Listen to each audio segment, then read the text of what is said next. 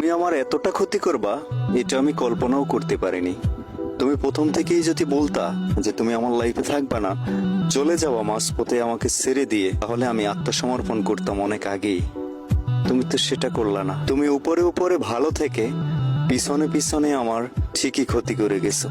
আর সেই ক্ষতিটা শুধু আমি কষ্ট পাইনি, আমার টোটাল ফ্যামিলিটাই কষ্ট পেয়েছে, আমার প্রতিবেশীরা কষ্ট পেয়েছে, আমার এলাকার মানুষজন কষ্ট পেয়েছে। কারণ খারাপ হতে পারি আমি তোমার চোখে, বাট আমার ফ্যামিলির কাছে আমি একটা ভালো মানুষ ছিলাম, আমার প্রতিবেশীর কাছে আমি একটা ভালো মানুষ ছিলাম, আমার এলাকার মানুষের কাছে আমি সত্যি একটা ভালো মানুষ ছিলাম। কিন্তু তোমার ওই পিছনে ক্ষতি করার কারণে আমি এখন প্রত্যেকটা মানুষের চোখের কাটার হাল। আসলেই কি আমি এই অপরাধের অপরাধী? কখনোই না। একটা কথা কান খুলে শুনে রাখো, সময়টা খারাপ বাট ভাগ্যটা না।